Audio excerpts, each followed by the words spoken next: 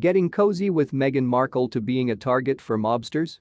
The FBI in Britain may have been made aware of the McMafia Millionaire's shady wealth by star-struck images of him.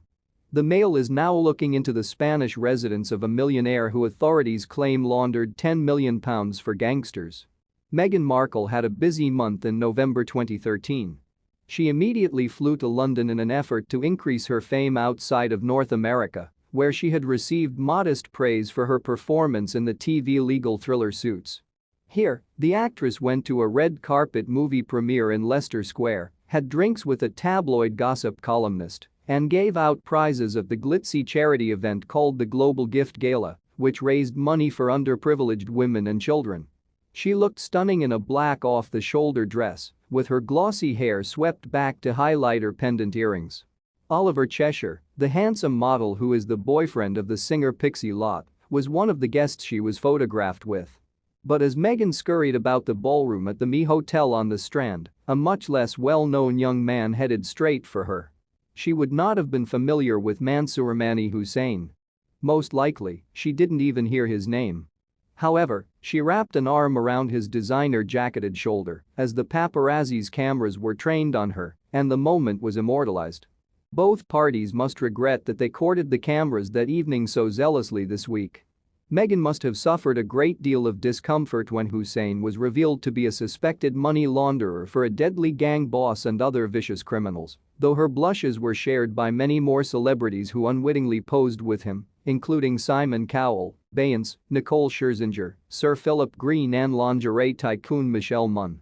When it comes to Hussain, his desire to take pictures with celebrities like actors, pop stars, and businessmen and then post the photos on social media sites like Instagram and Twitter, along with other symbols of his playboy lifestyle like his Rolls-Royce fleet and bling-filled residences and offices, has had far more negative effects. His desire for fictitious celebrity may have contributed to West Yorkshire Police discovering his illicit wealth, which in turn informed the National Crime Agency of his connections to some of the North's most renowned and vicious criminals. A new legal weapon that enables the courts to seize money and property whose origins cannot be explained, regardless of whether the owner has been convicted of any offense, was served to Hussain by the NCA after a 2-year inquiry. Known as McMafia orders after the BBC Gangland drama, they were used to take the £30 million in assets owned by the wife of an imprisoned Azerbaijani banker who lives in London. The purported proceeds of organized crime have never yet been effectively forfeited using one, though. This week, it was reported that Hussain, a 40-year-old resident of Leeds, had given up 45 homes and 4 pieces of land in Cheshire, Yorkshire, and Knightsbridge, London, for a total of over £9 million, together with nearly £600,000. The NCA has hailed the settlement as a watershed in the fight against serious crime, leaving the guy with just 3 heavily mortgaged houses in Britain after being exposed as a professional enabler to fraudsters, violent robbers, and drug traffickers. But as I've found out, Hussain isn't entirely in control.